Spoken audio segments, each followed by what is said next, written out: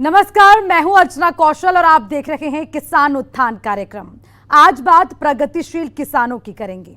मुख्यमंत्री मनोहर लाल का सपना है कि प्रदेश के ज्यादा से ज्यादा किसान प्रगतिशील बने ताकि प्रदेश के किसान आर्थिक तौर पर मजबूत हो और उनके जीवन स्तर पर भी काफी बड़ा बदलाव देखने को मिले। इतना ही नहीं, हरियाणा सरकार की ओर से उन किसानों को सम्मानित भी किया जाता है। उन्होंने परंपरागत खेती को छोड़कर आधुनिक तरीके से खेती को अपनाया है। ऐसा कर किसान न सिर्फ अपनी आमदनी बढ़ा रहे हैं, बल्कि इससे प्राकृतिक संसाधनों का दोहन भी कम हुआ है। आज प्रदेश में मुख्यमंत्री मनोहर लाल की अपील पर प्रदेश के हजारों किसान परंपरागत खेती को छोड़कर प्राकृतिक खेती को अपना रहे हैं। तो चलिए ऐसे ही किसान से आज आपकी मुलाकात कराते हैं।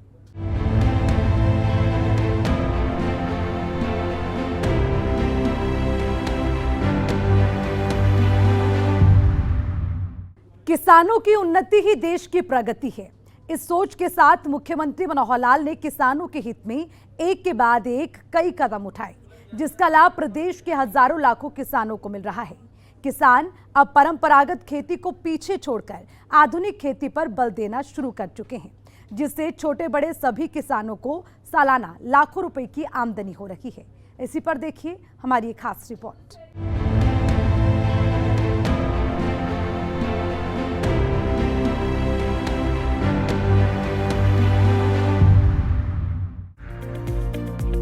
देश हो या प्रदेश, पहले किसानों की बदहाली किसी से छिपी नहीं रही है। देश का पेट पालने वाला किसान कई बार खुद भूखे पेट सोने को मजबूर होता है। कभी प्रकृति की मार तो कभी बाजार में फसलों का सही भाव नहीं मिलना। किसान होगा जब खुशहाल, तभी भारत बनेगा महान। अन्नदाता की खुशहाली को लेकर ऐसी बातें हम सभी सुनते आए हैं, लेकिन दिनों दिन खेती किसानी घाटे का सौदा कहलाने लगी थी, जिससे कई बार अन्नदाता अपने हालात पर आंसू बहाने को मजबूर होते थे। प्रदेश के मुखिया मनोहर लाल खुद किसान परिवार से आते हैं, लिहाजा उन्होंने किसान के इस दर्द को महसूस किया है और पिछले 8.5 सालों में कई ऐसी योजनाएं चलाई हैं, जिसका लाभ प्रदेश के किसानों को बखूबी मिलने लगा है। मुख्यमंत्री मनोहर लाल किसानों से आह्वान करते नहीं थक रहे हैं कि परंपरागत खेती को छोड़कर आधुनिक तौर तरीके से खेती किया जाना लाभकारी है। ऐसा कर किसान न सिर्फ अपनी आमदनी बढ़ा सकेंगे, बल्कि प्राकृतिक संसाधनों जैसे पानी की भी कम खपत होगी।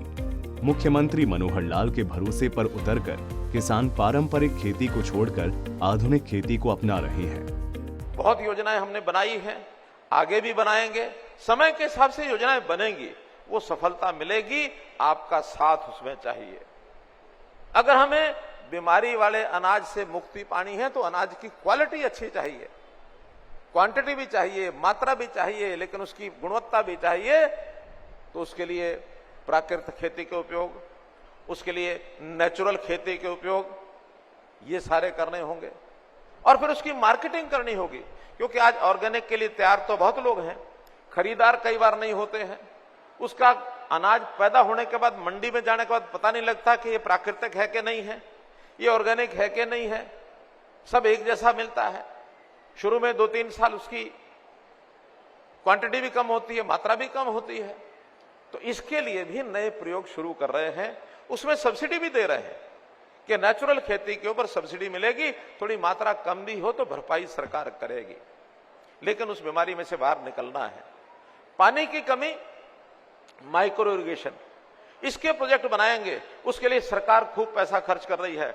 85% सब्सिडी जो किसानों का समूह अप्लाई करता, उसको हम 85% देते हैं, 15% ही उससे लेते हैं। हरियाणा की मनोहर सरकार परंपरागत खेती की बजाय लगातार बागवानी करने के लिए किसानों को प्रेरित कर रही है, जिसके लिए किसानों को सब्सिडी के रूप में अनुदान सहायता राशि भी दी जा रही है।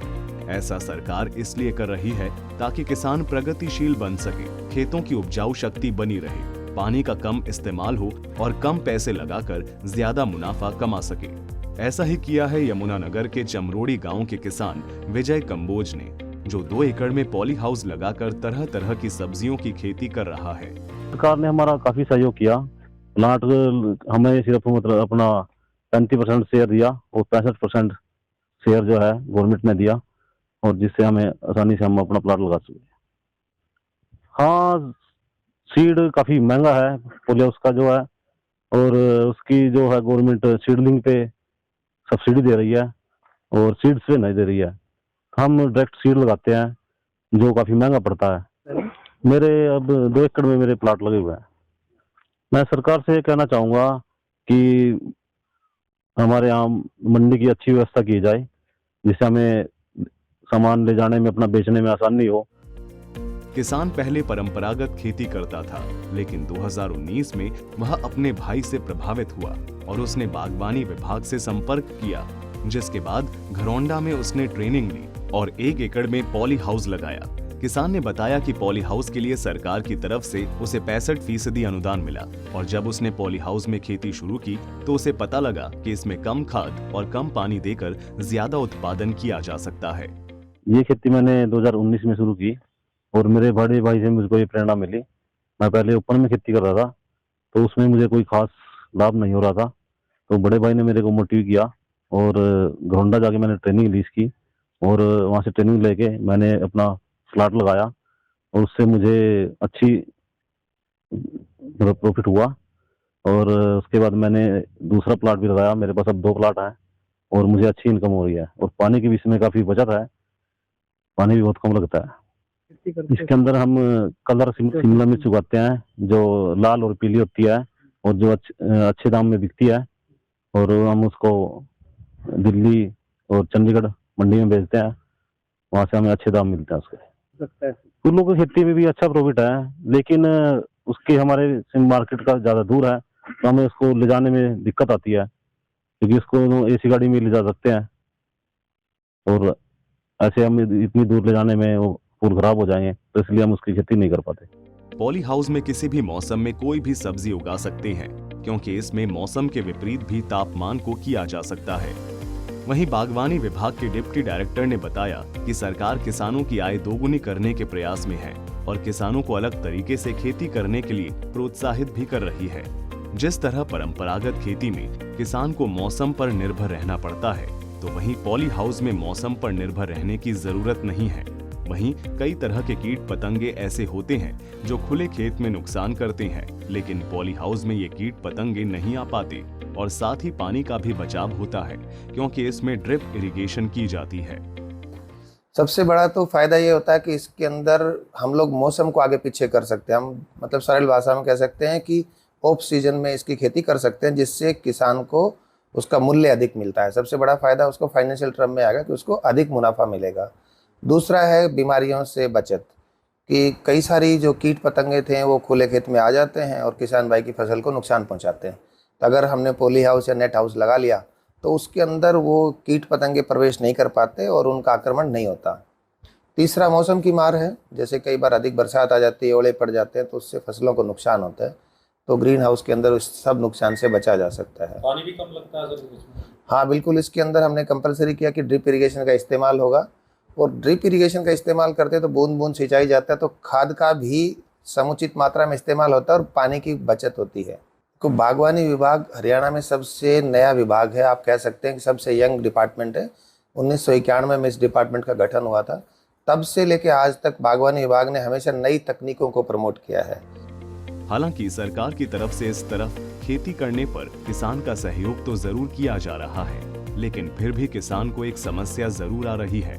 किसानों का कहना है कि खेत में वे फसल तो उगा पा रहे हैं, लेकिन इसकी बिक्री के लिए उन्हें दूर जाना पड़ता है। मुख्यमंत्री मनोहर लाल तो कितनी दफा किसानों से कह चुके हैं कि किसानों के पास कोई भी परेशानियां आएंगी तो सरकार की पहली प्राथमिकता होगी उस समस्या को दूर करना। प्रदेश के किसानों को आने वाली परेशानियों को दूर किया जा रहा है। ब्यूरो रिपोर्ट, सूर्या समाचार। हरियाणा की मनोहर सरकार की तरफ से मेरा पानी मेरी विरासत योजना के तहत किसानों को कम दाम में ज्यादा मुनाफा देने वाली खेती के लिए प्रेरित किया जा रहा है। ऐसा करने वाले किसानों को सरकार की तरफ से सब्सिडी के रूप में प्रोत्साहन राशि भी दी जा रही है। इसी से प्रेरित होकर आज प्रदेश के युवा और किसान आधुनिक और प्राकृतिक खेती की ओर प्रोत्साहित हो रहे हैं।